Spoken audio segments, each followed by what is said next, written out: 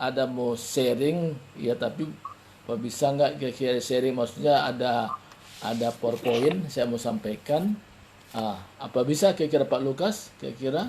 Bisa Pak, bisa Pak. Bisa ya. Bentar Pak ya. Ah, Bentar. saya coba dulu ya. Oke Nih, Pak, ya. Silakan Pak. udah ya. Oke. Jadi saya mau sharingkan ini ya. Bisa kelihatan? Bisa Pak kelihatan nih? Belum Pak. Belum ya? Belum ya? Lagi proses Pak. Lagi proses. Oke. Jadi hari ini saya mau sampaikan tentang keuangan yang merdeka ya. Karena dalam masa-masa pandemi ini ya banyak orang mengeluh khususnya soal keuangan ya. Keuangan. Karena orang berpikir bagaimana lagi kondisi sekarang ini, kerja aja sangat dibatasi. Kadang-kadang diharapkan dari rumah bekerja. Jadi sulit mencari uang ya, begitu ya.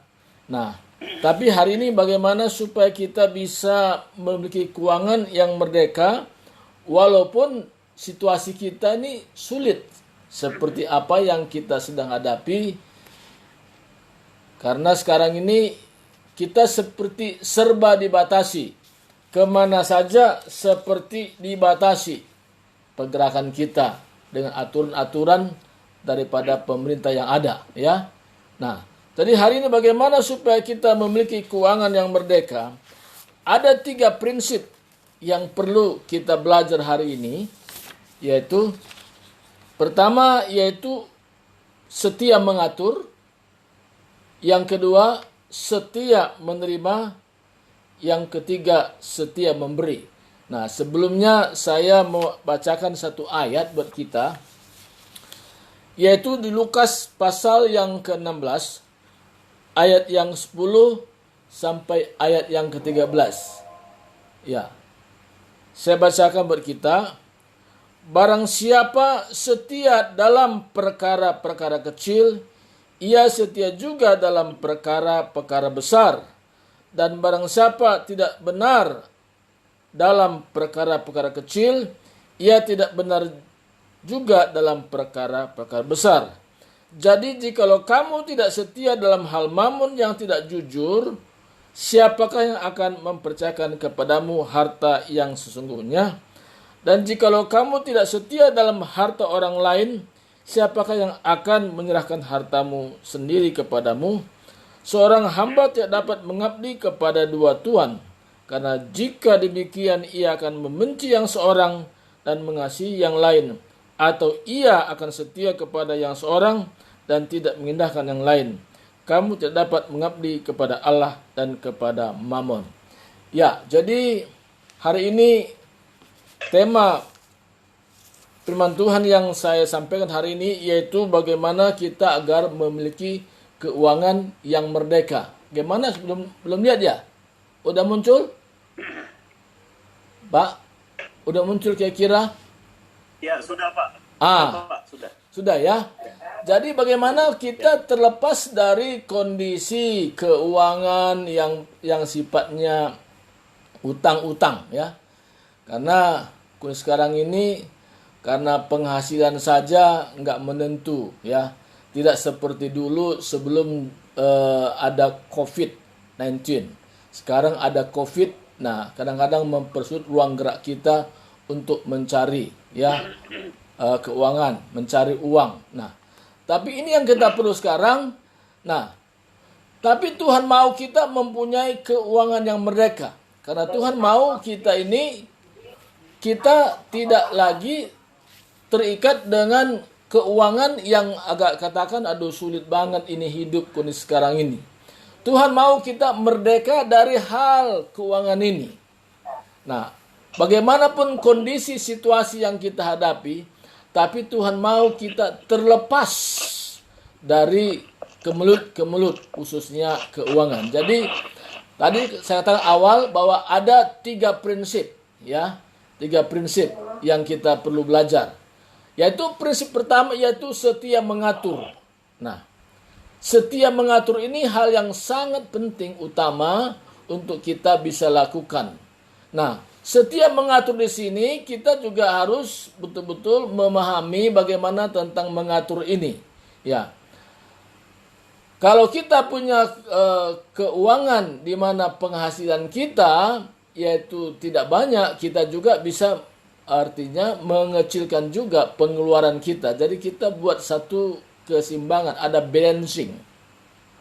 Jadi gaya hidup kita pun berubah, ya, berubah. Jadi kita tidak seperti yang tadi kita dengan sebebasnya menggunakan uang. Tapi dimulai dari perkara-perkara kecil. Jadi Tuhan mau belajar dari hal kecil. Nah, apa ya hal kecil ini? Nah, setia dalam hal mengatur keuangan tadi, kita tidak membelanjakan sesuatu yang sifatnya bukan jadi kebutuhan. Nah, seringkali yang terjadi kenapa orang sulit dalam keuangan, karena dalam pengaturan saja sudah tidak benar. Kadang-kadang apa yang dia inginkan dia beli. Apa yang dia mau dia beli. Nah ini makanya Tuhan mau kita mulai dari sekarang kita belajar bagaimana mengelola keuangan, yaitu setia mengatur keuangan kita.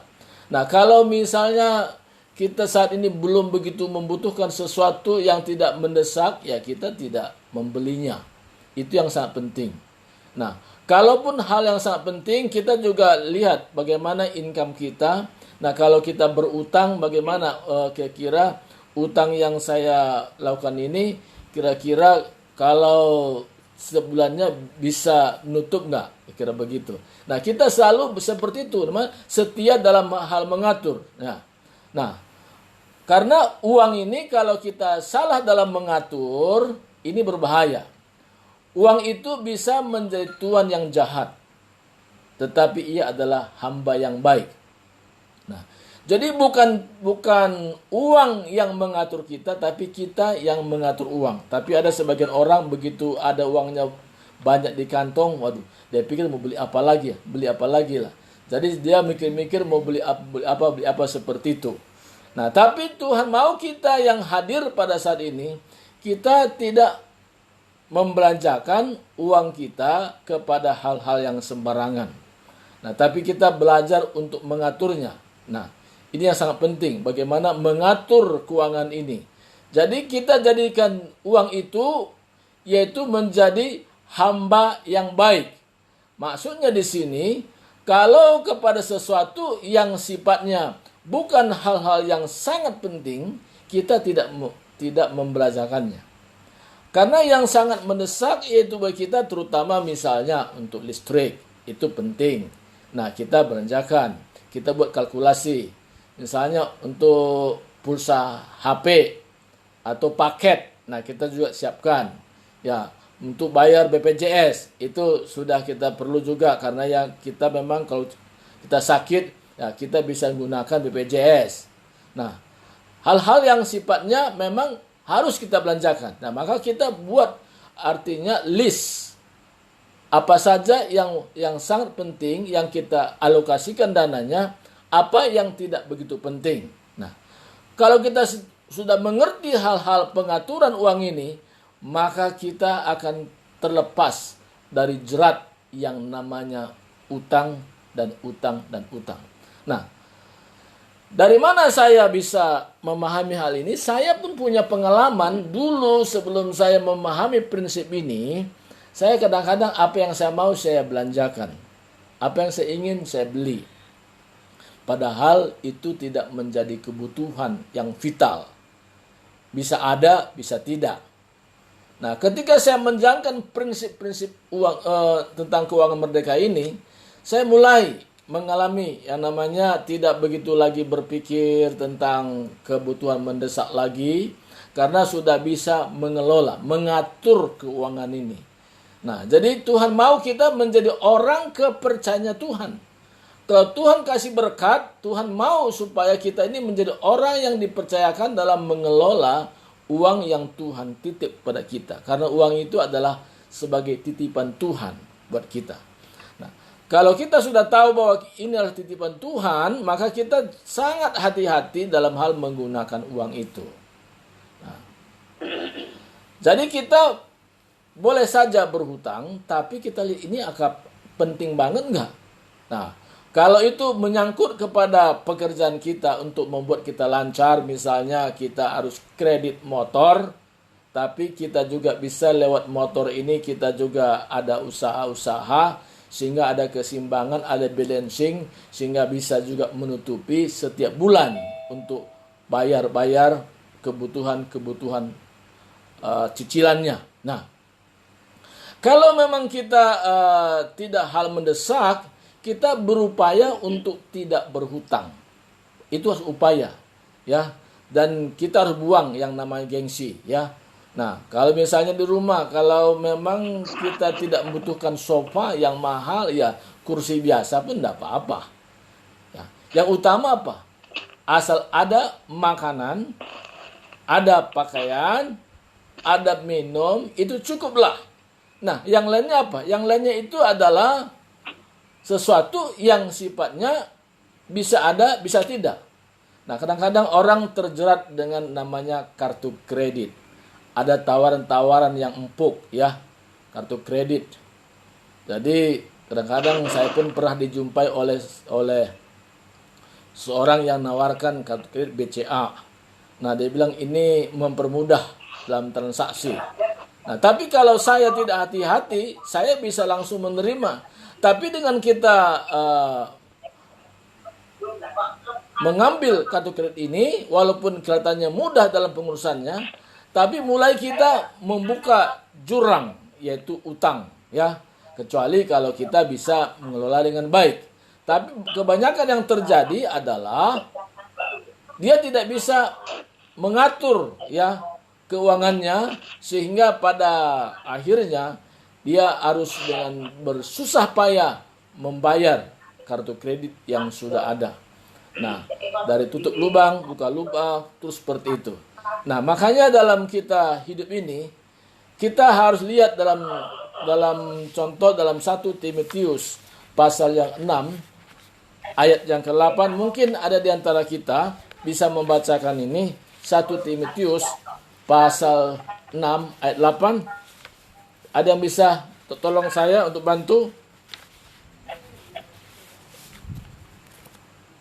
Ada yang bisa bantu? 1 Timotius 6 ayat 8. Ya, tadi Bapak. 1 Timotius 6 ayat 8. 6 Ayat 8. 8 ya. Ya. Asal ada makanan dan pakaian cukuplah. Ya, terima kasih Pak Lukas. Nah, yang pertama itu, yang penting sekali, asal ada makanan cukuplah. Nah, ini. Nah, kita belajar dari sana. Nah, kalau kita sudah belajar dalam hal itu, asal ada makanan cukuplah, yang lainnya itu kita bisa mengucap syukur kalau Tuhan adakan. Ya. Kita setiap saat kita bisa mengucap syukur karena kita bukan hanya ada makanan saja, tapi ada hal-hal yang lainnya Tuhan siapkan buat kita. Nah, Matius 6 ayat 11, Pak, tolong Pak. Matius 6 ayat 11. Satu ayat lagi, Pak. Matius 6 ayat 11. Oke, Pak. Ya. Matius 6 ayat 11 ya. Berikanlah kami pada hari ini makanan kami yang secukupnya. Ya, terima kasih Pak. Jadi secukupnya. Jadi kebutuhan kita yaitu secukupnya. Kalau dalam bahasa Inggris, give us our daily bread. Jadi kebutuhan sehari-hari. Ini yang sangat penting untuk kita perlu pahami. Jadi setia dalam hal mengatur keuangan kita. Kalau kita sudah belajar setia dalam mengatur keuangan ini, maka dengan bertahap kita akan terlepas dari jerat-jerat yang namanya utang. Nah, utang ini apalagi kalau di bank atau apalagi bank keliling dan sebagainya, itu kadang-kadang kalau kita nggak bayar, itu utang kita jadi nambah lagi karena ada kita membayar bunganya lagi bertambah-tambah. Nah, makanya dalam hal ini kita harus punya prioritas. Apakah ini yang saya mau gunakan ini atau belanjakan ini keinginan atau kebutuhan?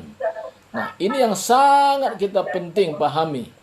Jadi makanya kalau kita sebagai orang percaya, sebelum menggunakan uang itu kita berdoa dulu. Kalau sudah berkeluarga, ajak pasangan kita berdoa. Nah, supaya apa? Supaya kita jangan salah menggunakan uang itu. Kadang-kadang istri juga dipakai Tuhan untuk alat kontrol dalam hal menggunakan uang itu. Jadi belajar kita untuk senantiasa sama-sama kalau ada berkat, ini ada uang tadi, ada berkat yang saya dapatkan hari ini. Jadi doakan, kita berdoa. Nah, dengan berdoa seperti itu membuat kita mengutamakan Tuhan di atas segala-galanya. Ya, kalau kita sempat punya utang, kita harus bayar pada waktunya. Ya, dia tepat. Nah, ini yang penting.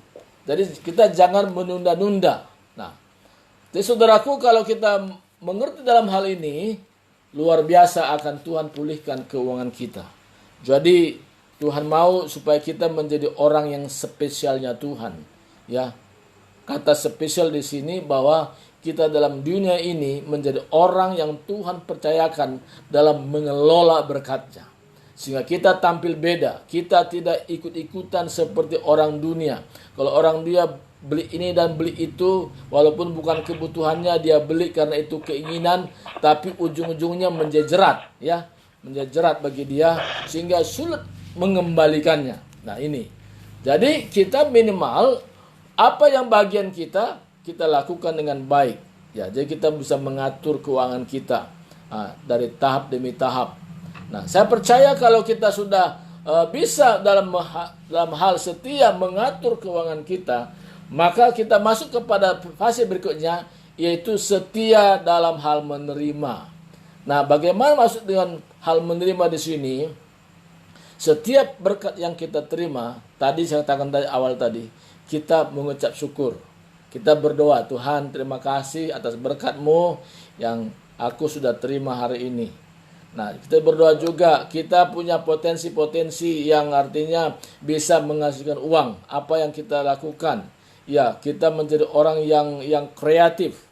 Nah, Tuhan bisa membuka peluang-peluang berkat lagi, sehingga lewat kreatif kita ini ada sumber-sumber keuangan lagi. Dan juga kita menantang yang namanya kemalasan, kita mulai rajin. Nah, orang yang rajin pasti juga Tuhan makin buka pintu berkat bagi dia. Nah, saya sedikit bersaksi dalam hal ini ya.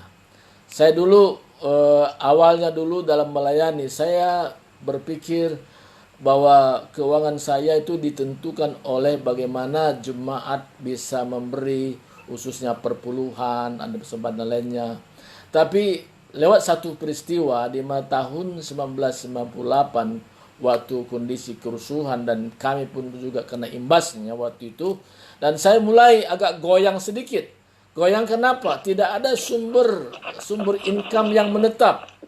Dan untuk kebutuhan sehari-hari pun sulit. Nah, sementara anak butuh sekolah dan butuh hidup juga untuk makan sehari-hari. Nah, saya berdoa, Tuhan bagaimana solusinya? Tidak mungkin saya bisa keliling-keliling minta tolong sama hamba Tuhan, bisa nggak aku khotbah di gerejamu? Karena ini mendesak begini sebagainya. Tidak mungkin seperti itu. Tapi Tuhan buka peluang bagi saya dalam hal itu. Ada satu hamba Tuhan di Singapura, walaupun berbeda organisasi dengan saya, dia tahu bahwa saya dalam hal kesulitan. Dia bilang ke saya, datang ke sini karena saya membutuhkan hamba Tuhan untuk melayani di bidang bahasa Indonesia. Karena di gereja di mana teman saya ini melayani, ada bahasa Mandarin, ada bahasa Inggris. Nah, cuman untuk bahasa Indonesianya sangat dibutuhkan karena dia kurang fasih untuk bahasa Indonesia. Nah, sehingga saya dibutuhkan untuk melayani di sana. Jadi saya bolak-balik Singapura Jakarta seperti itu. Nah, dengan kondisi seperti itu mulai terangkatlah keuangan. Nah, keuangan yang selama ini menjadi pikiran saya bagaimana untuk mengaturnya, dan mulai Tuhan buka jalan. Tapi saya belajar tadi setia dalam mengelola tadi. Saya belajar karena saya tidak mau uang yang saya dapatkan itu, karena Tuhan yang memberi, saya menjadi orang kepercayaan Tuhan, harus saya juga bisa mengatur keuangan ini.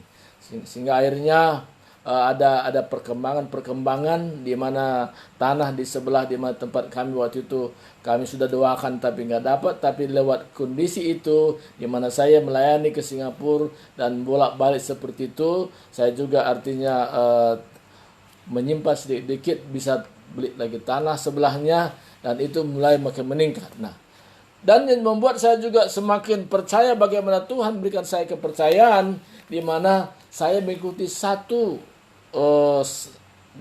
sekolah singkat short term course di Singapura, di mana itu diceritakan bagaimana tentang misi, bagaimana tentang leadership, kepemimpinan. Saya belajar di sana. Dari sanalah Tuhan mulai arahkan saya sehingga saya semakin memahami sepanjang kita setuju dengan firman Tuhan, kita lakukan firman Tuhan dengan baik, maka Tuhan akan buktikan bahwa Dia mampu untuk memberikan berkat-berkatnya kepada kita. Dan Tuhan tidak pernah izinkan kita dalam hal keuangan itu susah-susah. Tapi Tuhan mau bahwa kita bukan hanya menerima, tapi kita juga mampu mengucap syukur setiap saat, setiap waktu, setiap kondisi apapun. Kita mampu dari hari ke hari kita berdoa dan senantiasa mengandalkan Tuhan. Karena kalau kita mengandalkan Tuhan, kita mulai peka akan apa pimpinan Tuhan. Kita peka akan suara Tuhan. Seperti itu. Nah, kita tadi setia dalam hal mengatur, setia dalam menerima lewat doa. Nah, dan juga kita juga setia menerima lewat kerajaan kita. Kita mulai rajin. Nah, saya bacakan di sini dalam 2 Tesalonika pasal 3 ayat 10-11. Sebab juga waktu kami berada di antara kamu, kami memberi peringatan ini kepada kamu. Jika seorang tidak mau bekerja, janganlah ia makan. Jadi Tuhan mau kita memang orang yang rajin. Kami katakan ini karena kami dengar bahwa ada orang yang tidak tertib hidupnya dan tidak bekerja, melainkan sibuk dengan hal-hal yang tidak berguna. Orang-orang yang demikian kami peringati dan nasihati dalam Tuhan Yesus Kristus, supaya mereka tetap tenang melakukan pekerjaannya dan dengan demikian makan makanannya sendiri. Saudaraku, setia dalam hal kita kerajinan kita, maka Tuhan buka pintu-pintu berkat yang sebelumnya kita tidak pernah pikirkan. Tapi Tuhan buka peluang lagi kita. Saya bercontoh juga semasa saya ada di sini, kalau saya nggak keluar negeri, Tuhan percayakan saya juga dalam hal menjadi penerjemah. Ya, walaupun bahasa Inggris saya comot sana comot sini, tapi ada orang minta, Pak, bisa nggak bantu gereja kami, Pak? Karena ini ada tamu dari luar negeri. Saya nggak mampu, Pak, menterjemah. Tapi saya dengar Bapak ya mau membantu. Nah, saya tanya, saya mau. Nah, dengan saya memberi waktu saya, dan saya katakan, Tuhan, aku juga tidak punya kemampuan kalau Tuhan tidak memberikan saya kemampuan. Karena bahasa itu Tuhan yang punya. Tuhan berikan aku kemampuan untuk bisa mengerti, memahami apa yang disampaikan oleh hamba-Mu dalam bahasa Inggris, dan terus saya nangkap dan saya bisa juga langsung sampaikan dalam bahasa Indonesia. Nah, Tuhan tolong dalam hal ini. Dan itu juga kadang-kadang tanpa saya sadari, Tuhan membuka pintu berkat dengan cara-cara seperti itu. Nah, inilah artinya lewat kerajinan kita rajin, dan ada hal-hal yang memang kita punya kemampuan lebih dan kita gunakan hal itu juga menjadi salah satu pintu berkat Tuhan buka buat kita. Nah, ini yang sangat penting kita. Nah, kita juga sentiasa membuka diri untuk belajar. Jadi kita tidak berpuas diri, tapi belajar lagi. Ya, seperti IT, kita belajar dengan Pak Lukas. Ya, mungkin suatu ketika ada seminar, kita ikuti lagi. Nah, dengan itu membuka pintu-pintu berkat buat kita lagi. Kenapa? Sepanjang kita mau belajar dan belajar, ada kemajuan. Tapi ketika kita merasa, udahlah, begini aja lah. Apa yang orang bilang, sudah tua, udahlah, nggak mungkin lagi bisa saya mengerti. Otak udah jongkok. Itu hanya bahasa-bahasa orang malas. Tapi orang yang rajin, dia punya prinsip, sepanjang aku hidup, aku tetap mau belajar. Aku tetap mau belajar. Kenapa?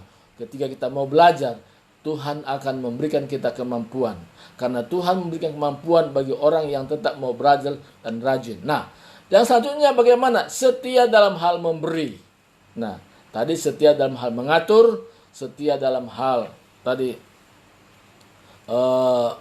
mengelola kita, mengatur uang kita, dalam hal mengucap syukur dan sebagainya. Sekarang setia dalam hal memberi. Ya, bagaimana kita memberi? Nah, Amsal 11 katakan ayat 24-25.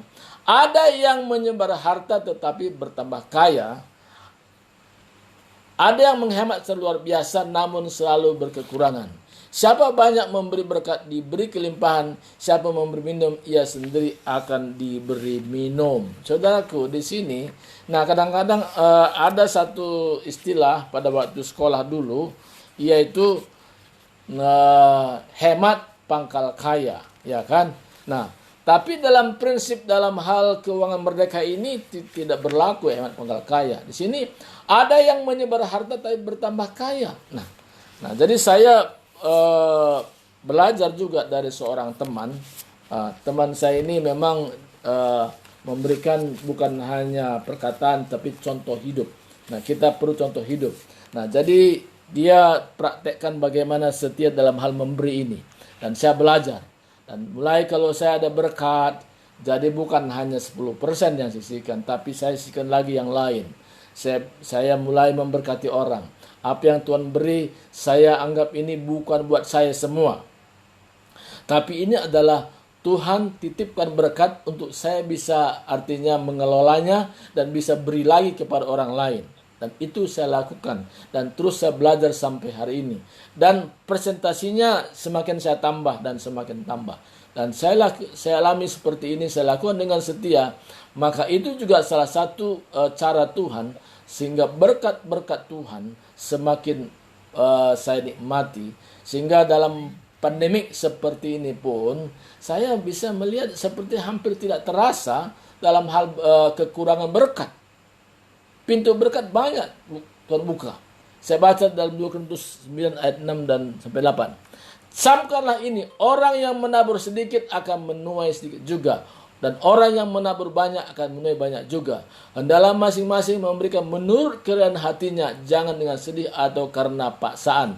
Sebab Allah mengasihi orang yang memberi dengan sukacita. Dan Allah sanggup melimpahkan segala kasih karunia kepada kamu, supaya kamu senantiasa berkecukupan dalam segala sesuatu, dan malah berkelebihan di dalam pelbagai kebajikan. Jadi sepanjang kita memang kita setuju dengan apa kata Tuhan melalui firman-Nya, dan itulah cara Tuhan memberkati kita. Jadi jangan kita merasa kalau kita memberi itu membuat kita kekurangan. Enggak.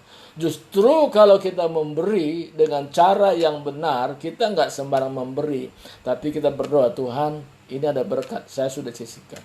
Karena ini baikan benih, ya. Baikan benih untuk kita bisa tabur lagi. Karena ada dua hal, apakah itu roti atau benih.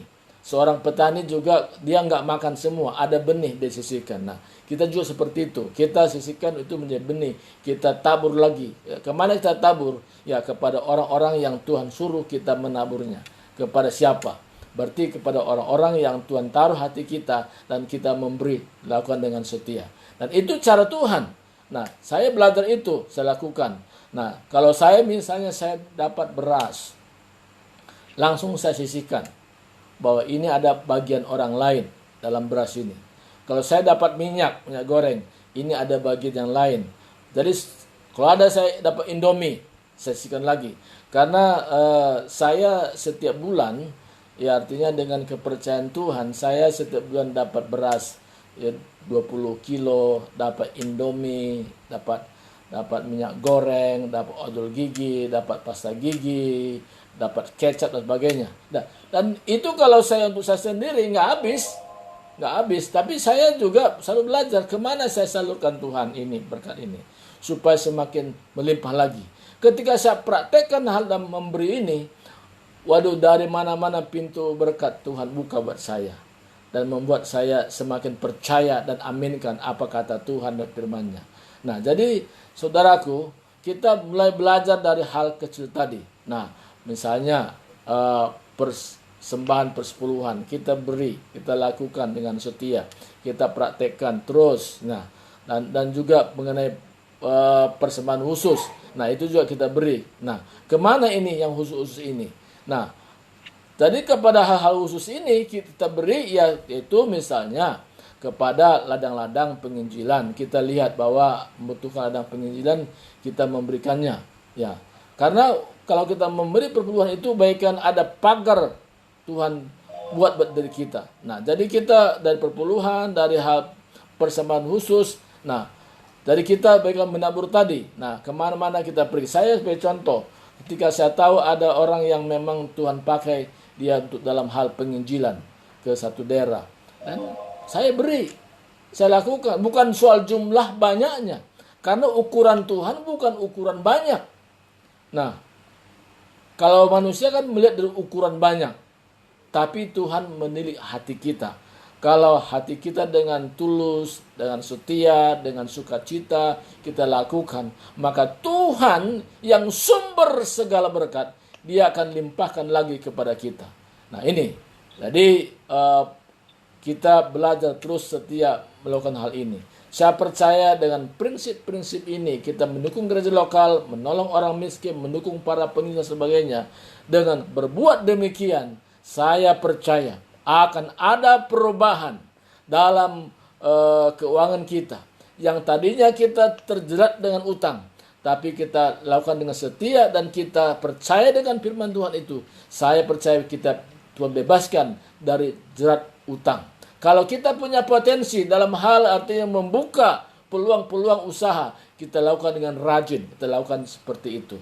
Dan dengan berbuat demikian, saudaraku, bahwa kita semua yang mendengarkannya pada malam ini, kita akan tampil beda ketika kita dengarkan firman Tuhan ini. Maka kita terlepas dari yang namanya hal-hal sulit keuangan, tapi kita memiliki keuangan yang merdeka. Karena kita tahu bahwa yang kita perlukan bukan keinginan, tapi kebutuhan-kebutuhan yang sehari-hari, dan itu kita lakukan dengan setia. Maka Tuhan akan senantiasa membuka pintu berkat lagi, maka kita bisa menjadi orang yang suka menolong orang lain dengan apa yang Tuhan beri kepada kita. Tuhan berkati. Inilah firman Tuhan pada saat malam hari ini. Sebelum serahkan kepada Pak Lukas, saya berdoa dulu. Terima kasih Tuhan, hamba-Mu sudah berhenti menyampaikan firman-Mu, tetapi Roh Kudus menjabarkan ke dalam hati kami, agar kami Tuhan semua yang ada di Zoom meeting ini memiliki keuangan yang merdeka Tuhan. Karena dalam kondisi pandemik seperti sekarang ini. Tapi Tuhan mau agar kami menjadi saksi-Mu, menjadi berkat bagi banyak orang. Apa saja kami lakukan, kami kerjakan semua. Kami perbuat. Itu perbuat untuk Tuhan. Terima kasih Tuhan. Terpuji nama-Mu. Inilah doa hamba-Mu. Hamba percaya bahwa Tuhan terus bekerja menjabarkan Roh Kudus ke dalam hati kami semua. Dalam Yesus Kristus kami sudah berdoa dan bersyukur. Haleluya. Amin. Serahkan kembali kepada Pak Lukas. Ya, terima kasih Pak Surbakti. Sangat memberkati apa yang Bapak telah sharingkan ya. Kita diingatkan kembali tadi ada 3 prinsip keuangan: setia mengatur, setia menerima, setia memberi.